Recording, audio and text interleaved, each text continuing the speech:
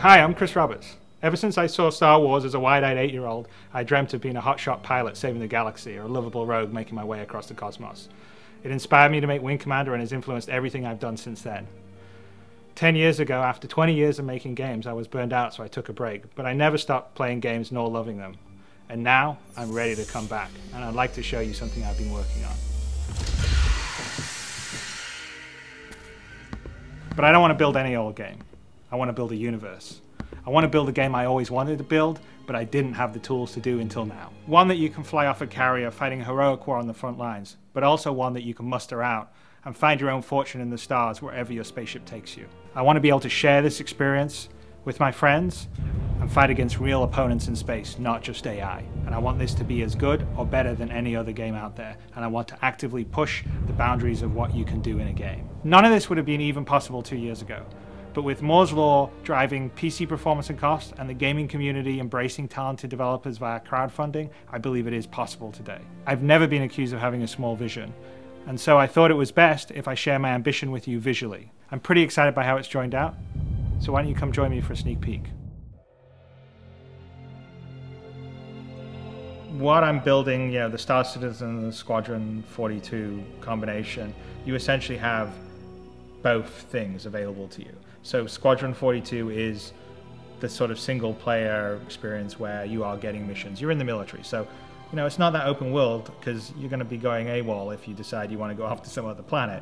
So the idea of it is you serve a campaign, you fly missions, it's branching just like Wing Commander was, and you have exactly that Wing Commander experience with the added bonus of some multiplayer and your friends be able to sort of co-op play with you as wingmen when you fly your missions. But when you finish your tour of duty, you muster out and you're in the wide universe, and then it's open world. You can go where you want, do what you want, choose who you want to be. And the other thing that's nice about this is you don't have to do Squadron 42. You can get into the Star Unit. You can basically decide you're never going to go fight in the military. You can decide that I'm just going to be a merchant or I'm just going to be a pirate. I think what we're talking about here has everything that made Wing Commander great and has everything that made Privateer and Freelancer great. It basically has both things, and the single player sort of military campaign side sits inside this whole universe in a holistic fashion. The idea is that it should be dynamic. So I've talked about a sort of the universe being a living entity and something that's always changing, and it's going to change based on the player's actions. So things that players do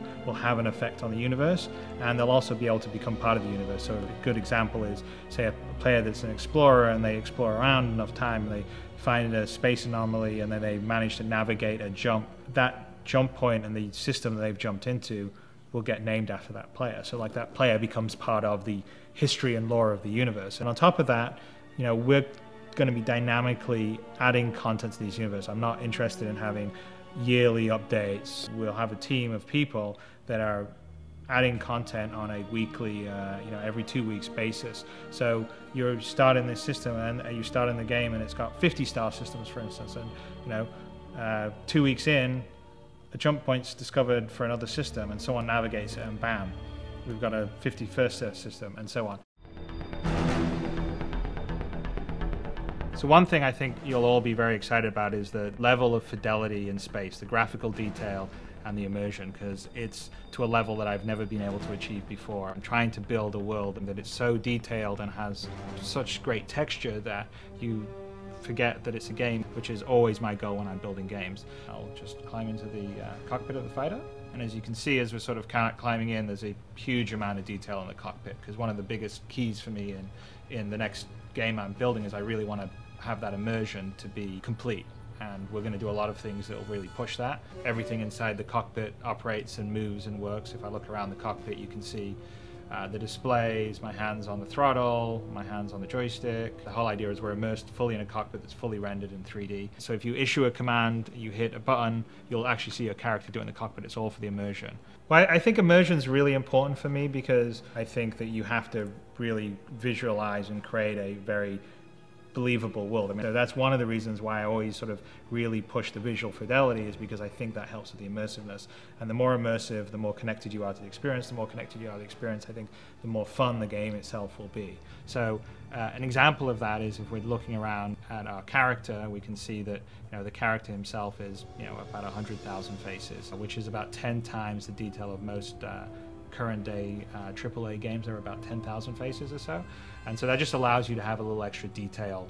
The wires on his pilot outfit, the creases in the uniform, and have it really stand up when you come in close and not break down because it's too pixely.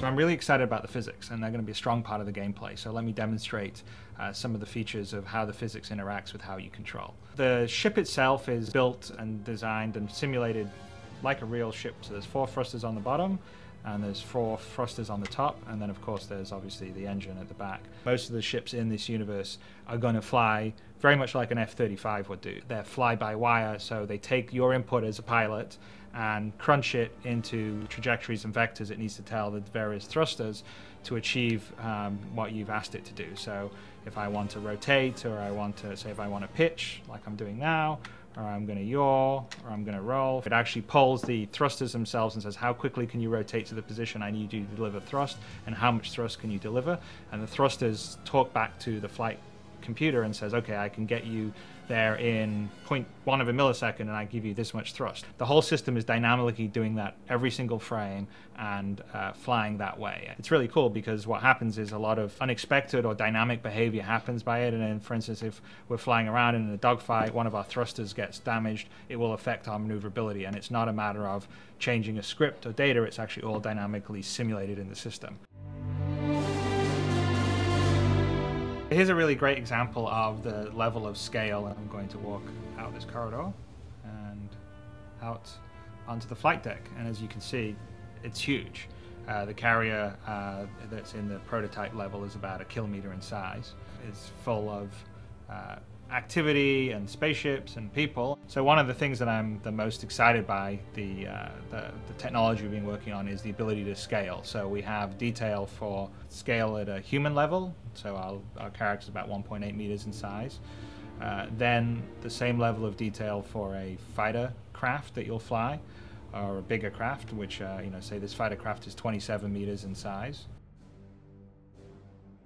I'm building a game in a universe that's essentially the universe in the game I would like to play. So it's for gamers like myself. So I wouldn't say that I'm a social, casual gamer that plays Farmville. I mean, I like sophisticated experiences. Well, I'm picking PC over console because PC was what I always used to do in the past, but more importantly, it's because PC is an open platform. PC is always constantly innovating. I really care about the PC. I really want to push the PC to the limit. I think it's a great game platform. I'm really actually quite sad and angry about the situation right now, where it sort of feels like, PC games and PC gamers don't get any respect. It's the medium that is the coolest and the most powerful, and that's really why I'm focused on PC. We're going to allow users to design some spaceships and build them and submit them, and if it passes the standards, then it can get sold in the ship dealers on certain planets, and maybe the person that built that spaceship will be earning money from other players that think that spaceship's cool and want to pay them for it. So one of the things that I like about crowdfunding is cutting out the politics and the noise of the big publisher, and you're dealing directly with the people that want to experience the game that you're making. So one of my main goals whenever I make a game is to really immerse you in the world and universe. And I think you've seen that on what we've been even trying on the website today, and this visual prototype is a demonstration of the direction that I want to take and will be taking. With today's technology, I can do that to a level that I never could have done when I was making Wing Commander all those years ago, or even Freelancer 10 years ago. And it's actually really exciting. I feel like I can do something that has the fidelity of a film, but real time, and I'm in it, and that is my dream. My name is Chris Roberts, and I would like to build a universe with you.